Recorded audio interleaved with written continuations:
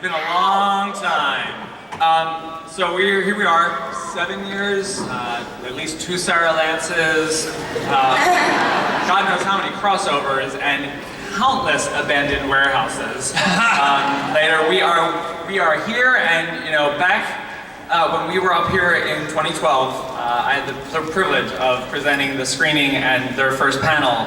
And Stephen, you sat here with Katie and Mark, and you said to the crowd that if we do this right, we could run for 10 years.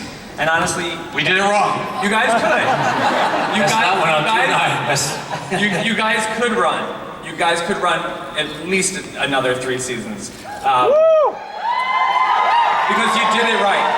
You did this right, and you did it right for so many reasons. But why is right now the right time to end it? Honestly, I think we've all talked about this, and we all kind of want to leave the party while the party's still going. People are still talking about the show, thank God. When our series finale, we were trending on Twitter, like in the 7th season. That's ridiculous. And now's the time. And also, there's logistical and budgetary and producerial, limitations that you face when you're dealing with an 8th year of a show. We want to go out while people are still talking about the show, but while the show is still the show. We don't want to turn the show into something less than just to keep going. The biggest risk was you were putting a huge undertaking, especially for the network and the studio, on the shoulders of someone who had not really been tested that much. Can I say, I don't want to interrupt, that did not feel like a risk at all. Yeah. I swear to God, because Steven came in, I think we've all talked about this, very first audition, very first person, and the moment he opened his mouth, it was like, we're okay. Yeah. We're fine. And it's been...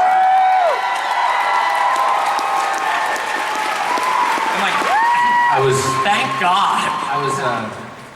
I was shirtless at the time.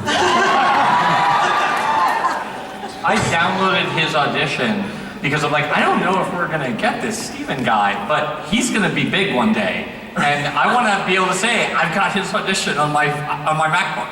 Yeah. And I do. And here's the thing. And if Steven's nice, I won't tweet it out. Who would have known? Go right ahead, I got the job. Who would have known that at that time that you were actually finding someone who would be an actual superhero for this show? That Stephen Amell has tirelessly shown up for the Arrowverse and all of its properties and residents. He really has. The guy has not given up. No, that's the thing, it's when you audition someone, you're just getting their read, you're getting their creative take, you're not getting who they are as a human being, and you're not getting who they are as a professional, and that's just, it's pure luck. It's incredible. It's our good fortune. We didn't interview Steven and go, okay, are you gonna be the quarterback of the team? Are you gonna be someone who is a public figure, who is out there, helping out with charity and with conventions and being a hero? And we should have asked you. But we didn't have to because you did it, which is great. We love you, Steven!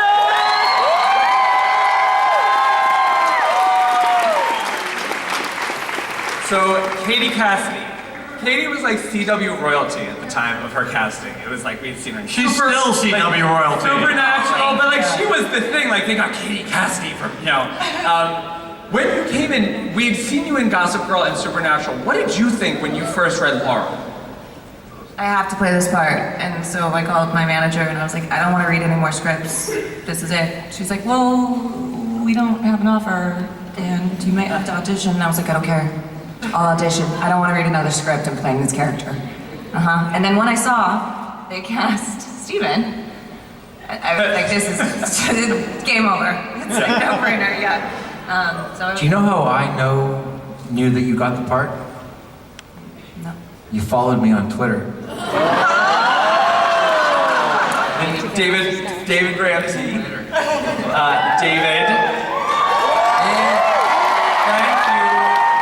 Did you imagine when you signed on that Dig would become such an essential part of the OTA? No, I thought I would die. No, no one knew that, right?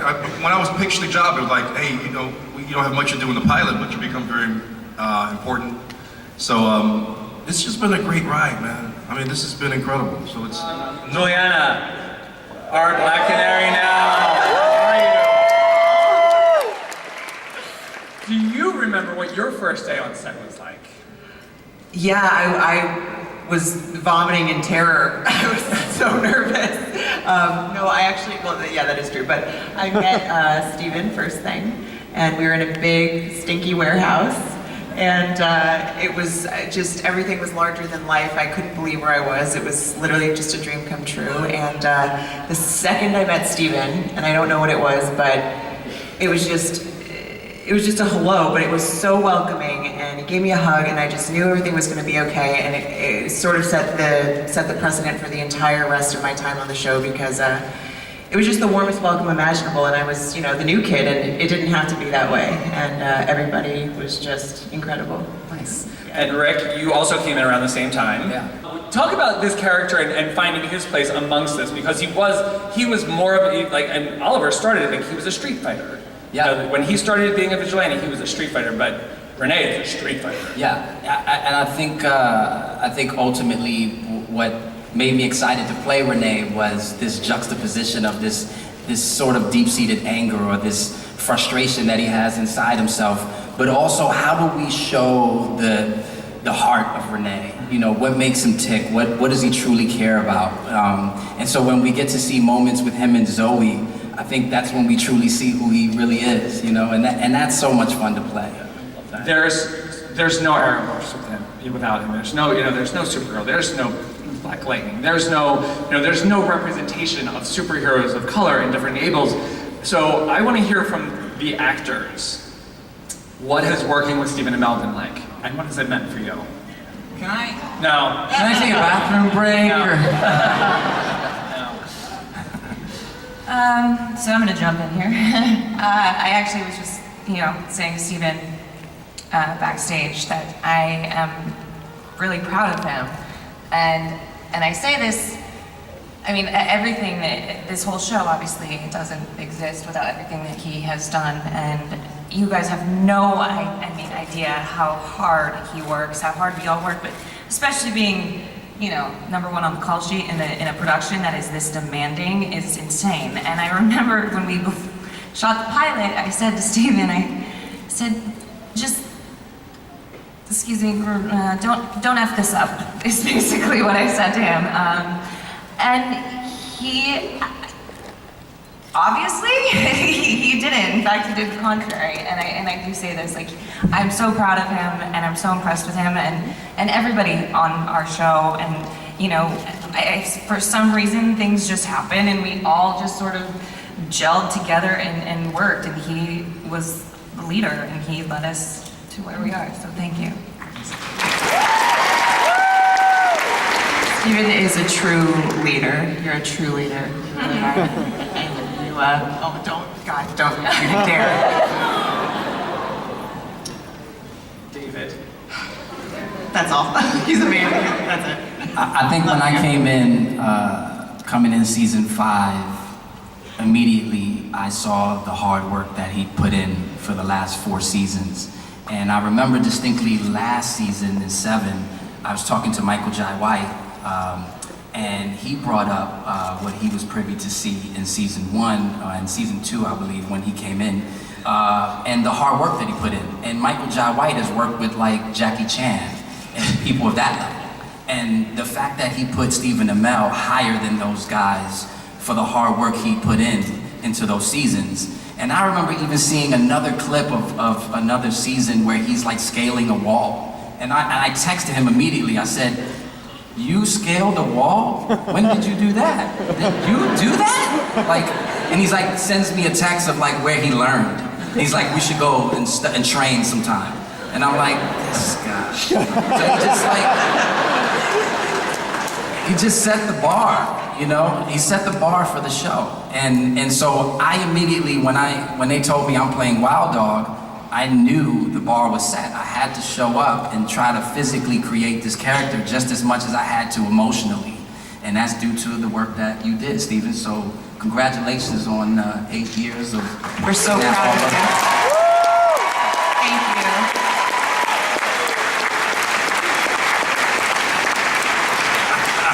You all right over there, Stephen Amell? You good? Here we go. You know, something's funny. We did something on a Mondo shoot and some big photo shoot. And I met Stephen a little bit before that in Vancouver, and we're doing a film shoot, but we really hadn't spoken past that first initial meeting. And there are dressing rooms up in the top of the building, and downstairs is where we're all doing the actual photography. So I'm walking down the hallway, I hear someone say, "Ramsey!" I know it's Stephen. I walk into the room, and Steve is there shirtless.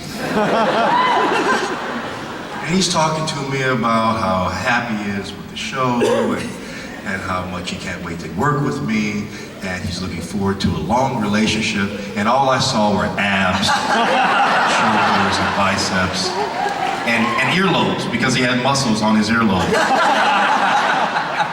And but the picture physically of that was just a picture of someone's dedication, and it extended to to the set and every day at work. I have not worked with anyone who cares more about the fans, about the crew, for the writing. And there are times when you look at someone and it's like, well, what's going on right there? And it is all because he cares so much. So there would not have been, and this is really the truth, any comic book universe, not just DC, on television, after Smallville, without Stephen Amell and Arrow. That is true. You deserve it. You deserve it. You deserve it. You deserve it. You deserve it.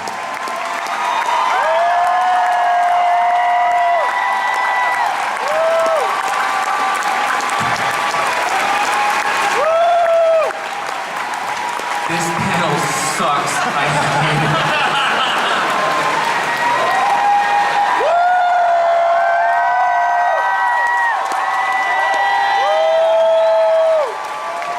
James, Mark, what can you tell us about this upcoming final run of episodes and the crossover? Last night, well, and Thursday night, every night this week,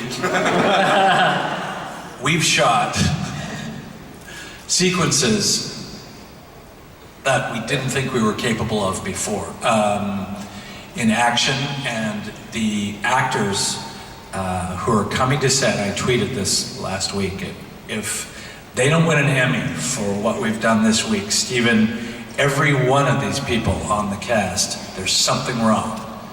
They're all bringing it. I've never been so impressed with the performances that we've been getting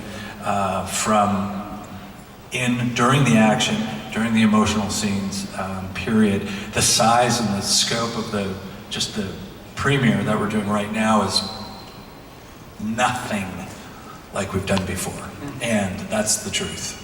I know some big news broke yesterday. Yeah, some news. That you're gonna have a couple Supermans. It turns out, well, you always need more than one. And, you know, I didn't know this until very recently, but, you know, I was talking to Brandon Routh, and he's like, you know, I used to play Superman. I'm like, really? I didn't know that. I'm like, that's kind of cool. We should maybe do something with that. So, you know, so Brandon he's gonna play Superman in the cross. He's also gonna play Ray Palmer, don't get me wrong. He's gonna play Superman. You know, the whole goal with the crossover is, like, we try to come up with like 100 great things to do, and even if we get to do 50 of them, we're still doing 50 great things. Like, it's really how many amazing moments can we pack into it, and certainly Brandon, you know, being Superman, being Clark Kent, being in the Daily Planet, it's gonna be amazing. What can you tell us about his Superman? I don't know. I mean, is Brandon around? Can we talk to him? I think so. Okay, let's ask him. We just keep them in the back.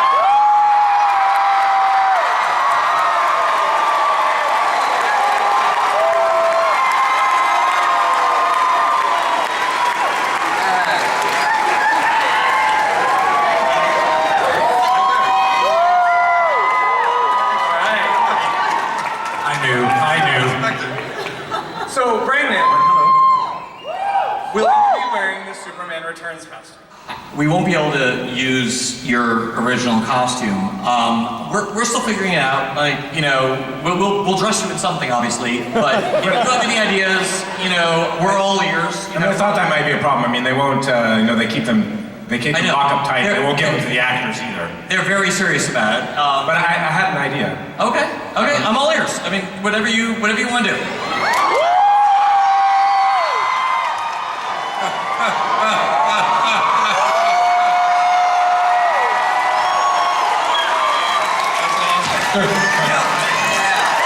That's a pretty good pitch. That's a good one. That's a good pitch. That's a good one. You know what? I think we're gonna do that. I think we're gonna do that. All right. Well, listen, we've got a short amount left because we started late, but I want to get to some audience questions. So line up, and someone needs to ask about Emily Bett because I never got to it. All right. And then somebody has to ask about Colton. Okay. Yeah. Colin. Yep. Josh. Yep. And yeah. Mia and all those guys are back. By the way, Kat McNamara. Amazing. We really wanted her here. We wanted her here desperately. Kat. She was shooting until late last night, and we just couldn't get her down here in time. And by the way, we suck. We should have made it happen, and we couldn't. And I'm sorry, Kat, and I'm sorry to all of you because we try to make Comic-Con great, and it catch us next year. Oh wait, there's no next year, but we'll make it up to you, I promise. There's always other shows she can go to. No other shows. Go ahead. Hi, my name is Sarah, and my question is for Stephen Amell. I was wondering what legacies you feel you have made on your fans by being the Green Arrow.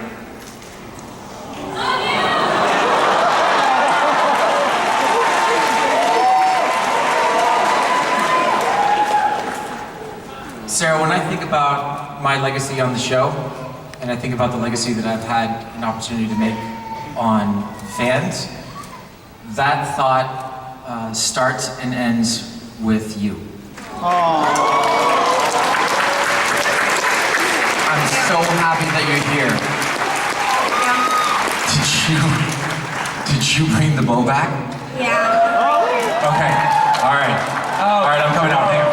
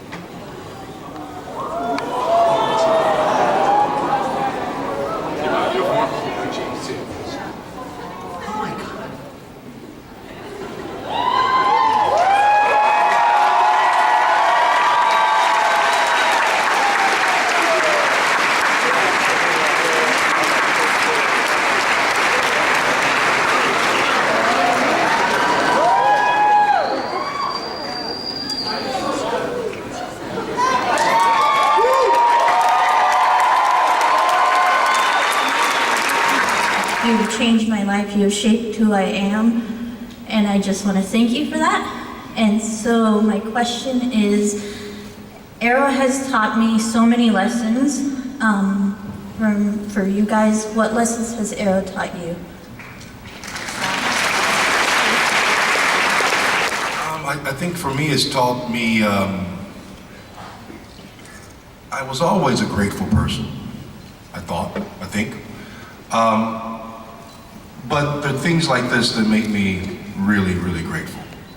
And to never take this for granted, because this is, we do this in a box, 12, 14-hour days, and then we come out and we meet you guys, and you tell us that we touch your lives. And we're not surgeons, but we have influenced. But you've done it just as much to us as we've done to you, and we are all very grateful. So, thank you for that.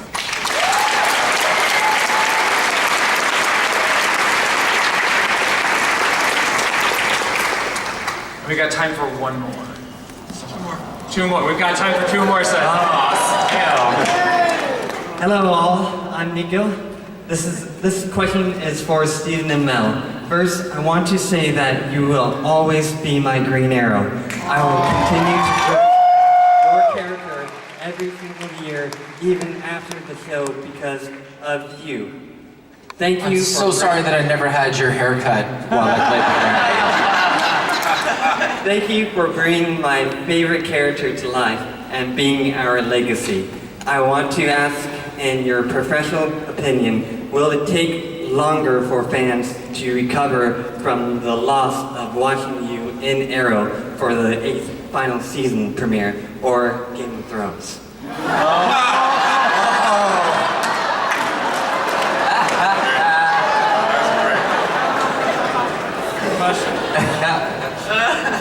I'm not the right person to answer this question because I loved last season.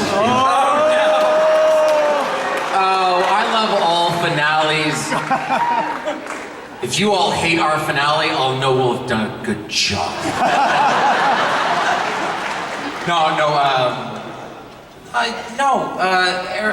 Mark and I were talking earlier. Arrow has a happy ending.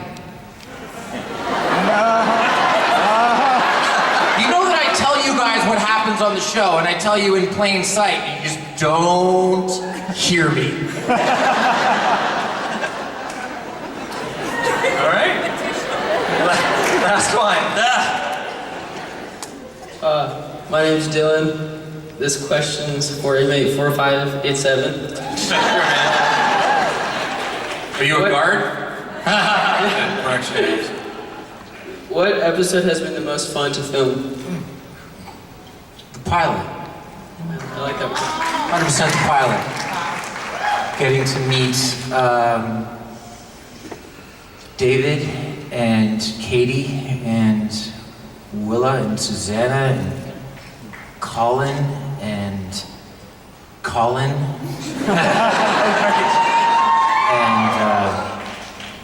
and Jamie and shit, I'm missing one. Emily wasn't in the pilot. Episode 3, guys. Episode 3. Okay. Episode 3. Although in Warren's mentioning that this panel feels a little bit incomplete without her here. That's for sure. It does. Absolutely. But filming the pilot with David directing, with Mark and Greg and Andrew and everyone that was there, and you don't know what you're going to do the first time that you try a superhero suit on. Just try not to look stupid. And so here we are. So for that reason, I mean, we've had grand experiences. I think of specifically episode 215, where it was the episode where Oliver and Slade and Sarah attempt to take the freighter, and we built this massive set piece, and Bam coordinated all morning, and then got a call at 3 o'clock, and the call was, yeah, I gotta go because my wife is having a kid. So I think about stuff like that. I think about stuff like that all the time. But the pilot is always gonna be the most special for me, for sure. So, I've had the privilege of doing several final panels for the cast of various shows, and something that I love to do, for not just them, but for you guys as well. I would ask the actors from Arrow to please step in front of the table and take your final bow.